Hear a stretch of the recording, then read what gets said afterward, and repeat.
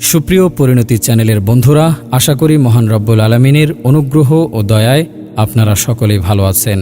প্রিয় দর্শক, হাদিসে বর্ণিত আছে, হজরত উম্মে সালামা রাদিয়াল্লাহু আনহা বলেন, দুনিয়ার নেককার মহিলাগণ উত্তম না জান্নাতের হুরগণ উত্তম? এ প্রশ্ন সৃষ্টি হলো কেন? দুনিয়ার নারীদেরকে তো সৃষ্টি করা হয়েছে পচা মাটি দিয়ে, যাদের থেকে মলমূত্র বের হয়। পক্ষান্তরে জান্নাতের হুরদেরকে মেশকে আম্বর, জাফরান কাপুর দ্বারা তৈরি করা হয়েছে, যারা দুনিয়ার মধ্যে নিজেদের আঙ্গুল বের করলে পুরো পৃথিবী সুঘ্রাণে ভরে যাবে। পৃথিবীকে মোহিত করে তুলবে তার সুবাস। কিসের সঙ্গে কিসের তুলনা? তবুও রাসূল সাল্লাল্লাহু আলাইহি সাল্লামকে যখন জিজ্ঞাসা করা হলো উভয়ের মধ্যে কে শ্রেষ্ঠ, রাসূলুল্লাহ সাল্লাল্লাহু আলাইহি সাল্লাম উত্তরে বললেন, হে উম্মে সালামা, দুনিয়ার নারীরাই উত্তম। তিনি জিজ্ঞাসা করলেন, ইয়া রাসূলুল্লাহ সাল্লাল্লাহু আলাইহি সাল্লাম, কেন, কিভাবে? মহানবী সাল্লাল্লাহু আলাইহি সাল্লাম বললেন, তাদের নামাজের কারণে, রোজার কারণে, তারা আল্লাহ তাআলার ইবাদত করার কারণে। এখানে একটি প্রশ্ন হতে পারে যে উপরোক্ত হাদিসে নামাজ, রোজা ইত্যাদি উল্লেখ করার পর ইবাদতের কথা বলার কি প্রয়োজন? আমরা কেবল নামাজ, রোজা, হজ, যাকাত ইত্যাদিকে ইবাদত মনে করি, অন্য কাজগুলোকে ইবাদত মনে করি না। উত্তর হলো, হাদিসের যেখানে ইবাদত শব্দটি উল্লেখ আছে সবকটি জায়গায় অর্থ হবে যে পুরা জিন্দেগি বন্দেগিতে পরিণত করা, আর তা হবে আল্লাহর ও আল্লাহর রাসূলের আনুগত্যের মাধ্যমে। সর্বোপরি তাদের নামাজ, রোজা, ইবাদত সবই হবে আল্লাহর জন্য। বিনিময়ে আল্লাহ পাক তাদের চেহারায় নূর দেবেন, তাদের অপরূপ শরীরে রেশম জুড়ে দেবেন, নিখাত স্বর্ণের অলঙ্কারে সজ্জিত করবেন, সুঘ্রাণ বিস্তারকারী আংটি পরাবেন। একবার বাইতুল্লাহ শরীফে দেখেছি উদগাছ পুড়ে তার সুঘ্রাণ দেয়া হচ্ছে।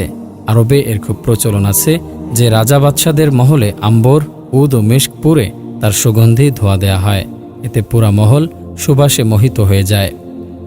এমনইভাবে তাদের আংটি থেকে ছড়ানো স্নিগ্ধতায় পরিবেশ সুরভিত হয়ে যায়। এ ব্যাপারে আল্লাহর প্রিয় বন্ধু মানবকুলের সর্দার মুহাম্মদ সাল্লাল্লাহু আলাইহি সাল্লাম বলেন, তাদেরকে এমন আংটি দেয়া হবে যা থেকে খুশবু ছড়াবে, সে আংটিগুলো হবে মতির। জান্নাতের হুর ও দুনিয়ার নেককার, পরহেজগার, ইমানদার নারীদের মধ্যে বিতর্ক হবে। হুরেরা বলবে, আমরা তোমাদের থেকে শ্রেষ্ঠ, কারণ আমরা চিরদিন জীবিত থাকব, কখনো বার্ধক্যে উপনীত হইনি, হবও না। আমরা চিরকৃতজ্ঞ, আমরা কখনো অকৃতজ্ঞতা প্রকাশ করব না। আমরা চিরবন্ধু, স্থায়ী বন্ধনে আবদ্ধ, আমাদের কখনো বিচ্ছেদ হবে না।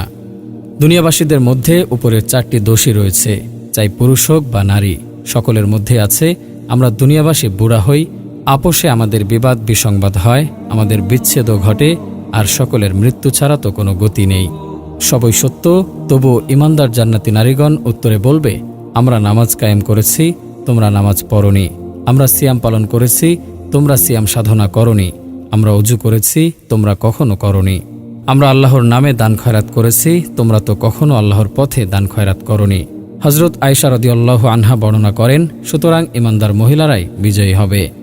হুরদের উপর বিজয়ী হলো কেন?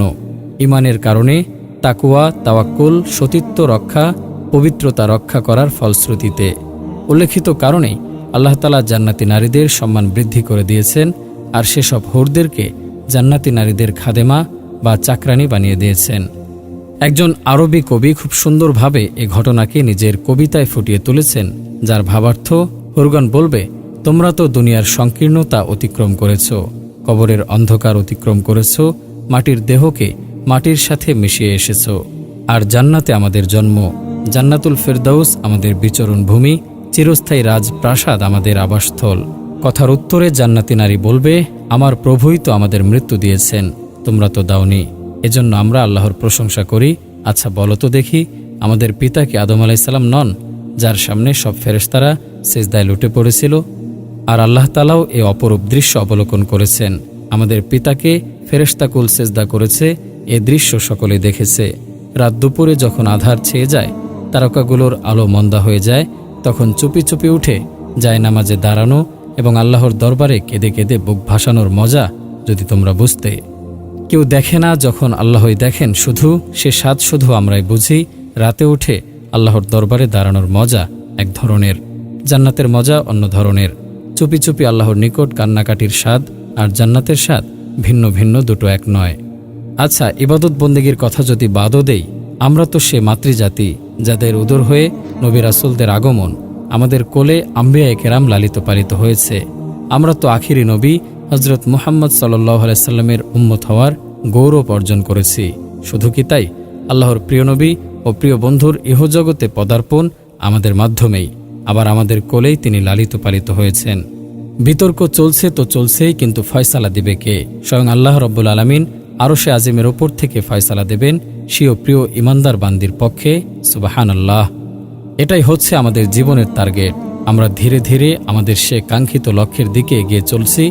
আমরা এই পৃথিবীতে কেউ থাকার জন্য আসিনি। ইচ্ছায় হোক বা অনিচ্ছায় হোক ছেড়ে যেতেই হবে, চলে যেতে হবে পরকালে, আখেরাতে। এ দুনিয়া নশ্বর, আখেরাত অবিনশ্বর। এ দুনিয়া ক্ষণস্থায়ী, আখেরাত চিরস্থায়ী। প্রিয় দর্শক, সর্বক্ষেত্রে আল্লাহ তাআলার আনুগত্য ও রাসূলের অনুসরণ করাই হচ্ছে জান্নাতের পথ, জাহান্নাম থেকে মুক্তির পথ। নারী হই বা পুরুষ হই, আমরা যদি আমাদের শরীরকে আল্লাহর হুকুম, রাসূল সাল্লাল্লাহু আলাইহি সাল্লামের তরিকা মতো ব্যবহার করি, আল্লাহর নাফরমানিতে ব্যবহার না করি, রাসূলের তরিকার বাইরে পরিচালনা না করি, হাত দিয়ে যদি অন্যায় না করি, মুখ দিয়ে অন্যায় না বলি, পা দিয়ে নিষিদ্ধ পথে না চলি, কান দিয়ে অন্যায় না শুনি, চোখ দিয়ে অন্যায় না দেখি এবং মন মস্তিষ্ক দিয়ে যদি নিষিদ্ধ কাজের পরিকল্পনা না করি, বরং আল্লাহ রাব্বুল আলামিনের মতে ও রাসূলের পথে পরিচালনা করি, তবে আমাদের জীবনের উদ্দেশ্য পূর্ণ হবে। খুশি হবেন আল্লাহ এবং তার বিনিময়ে দেবেন চিরকাঙ্ক্ষিত জান্নাত। আল্লাহ আমাদের বোঝার তৌফিক দেন।